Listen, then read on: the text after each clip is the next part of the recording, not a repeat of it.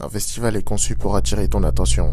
La musique, les lumières, les écrans, la foule. Pourtant, les incidents les plus graves ne commencent jamais par quelque chose de spectaculaire. Ils commencent par un détail banal. Un signal faible. Quelque chose que ton cerveau classe comme normal. Aujourd'hui, nous allons analyser 5 signaux faibles que beaucoup de festivaliers ignorent. Et pourquoi certains d'entre eux peuvent avoir des conséquences bien plus graves qu'ils n'en ont l'air. Le danger n'apparaît pas lorsque quelque chose tourne mal. Le danger apparaît lorsque quelque chose d'anormal commence à sembler normal. Si tu ne vois plus le sol et que tes épaules touchent constamment celles des autres, ton cerveau va probablement te dire que tout est normal. Après tout, tu es dans un festival, la foule est là pour ça. Personne ne court, personne ne panique, personne ne semble inquiet, alors tu fais comme tout le monde, tu restes. Ce phénomène porte un nom, l'ignorance pluraliste.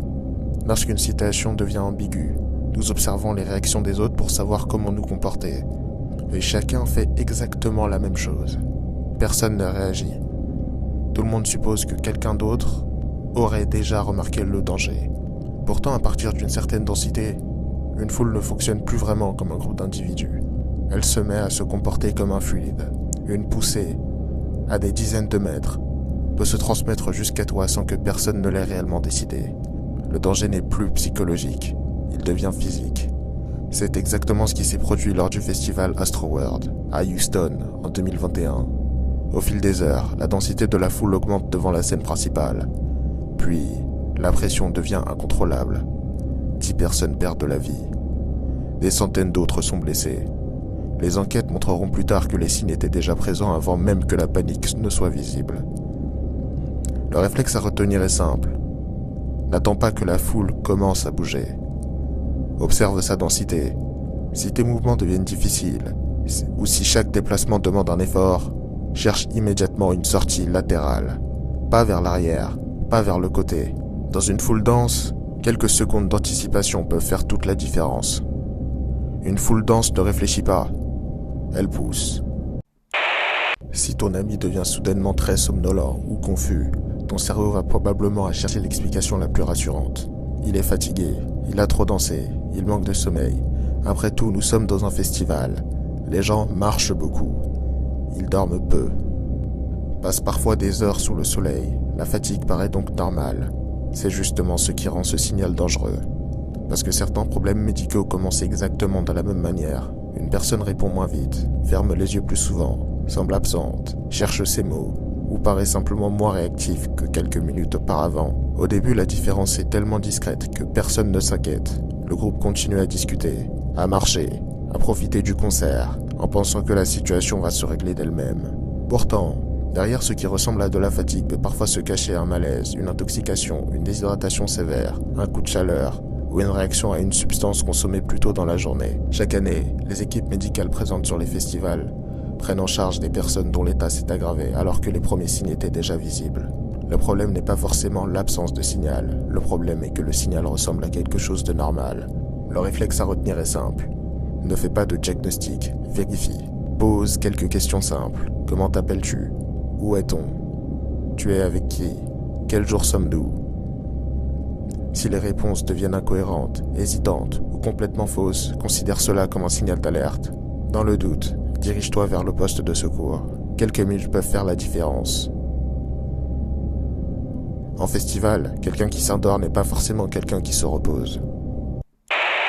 Si ton verre est resté sans surveillance, même quelques secondes, ton cerveau va probablement te dire que rien n'a changé.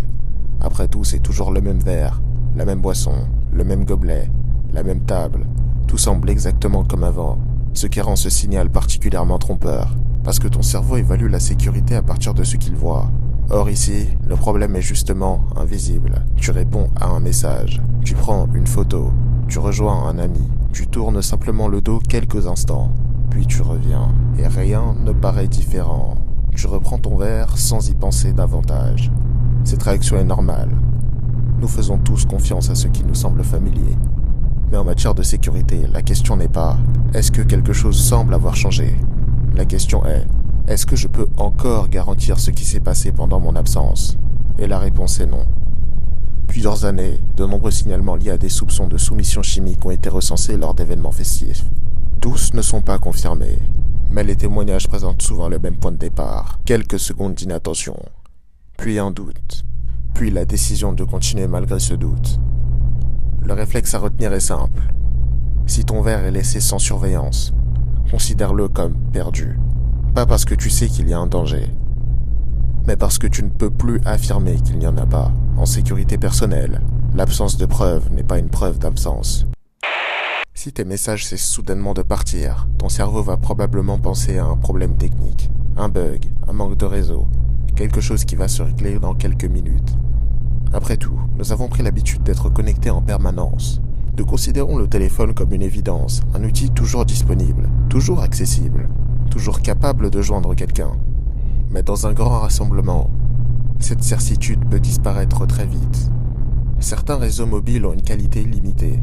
Lorsque des milliers de personnes tentent d'utiliser simultanément la même infrastructure, les appels échouent, les messages restent bloqués, les applications cessent de fonctionner correctement. Le problème n'est pas seulement technique, il est humain. Parce qu'à partir du moment où les communications disparaissent, l'incertitude apparaît. Où sont les autres? Sont-ils en sécurité? Ont-ils quitté la zone? Ont-ils besoin d'aide? Lors d'un moment de foule, d'un orage violent ou d'une évacuation d'urgence, cette intercitude peut créer une seconde de crise. La crise de séparation.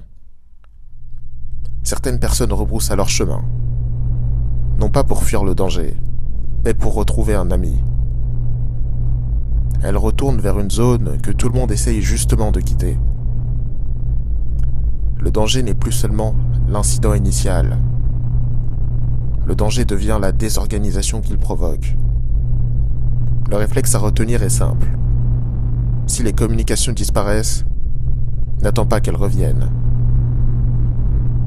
Bascule immédiatement sur le plan prévu, un point de rendez-vous, un repère fixe, un lieu connu à l'avance. Le réseau disparaît souvent avant le danger. C'est précisément pour ça qu'il faut le considérer comme un signal. Si le vent se lève brusquement ou que les structures autour de toi commencent à bouger, ton cerveau va probablement penser à un simple inconfort. Un peu de pluie, un peu de vent, rien de plus. Après tout, un festival ne s'arrête pas pour quelques gouttes de pluie. Le concert continue, les écrans fonctionnent encore, la foule reste sur place, alors tu restes aussi.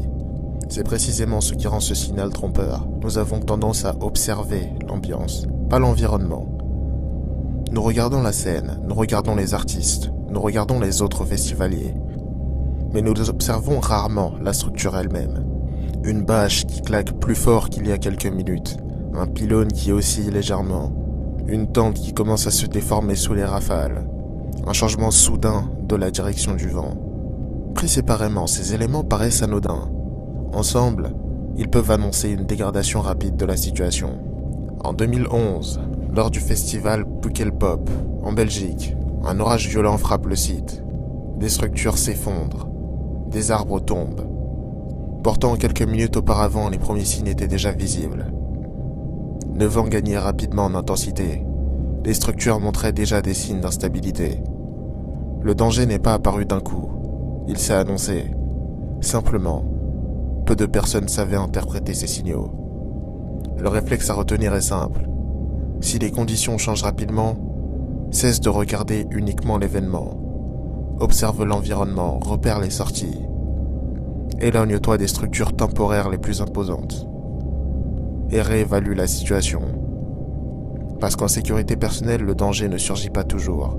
Il s'annonce.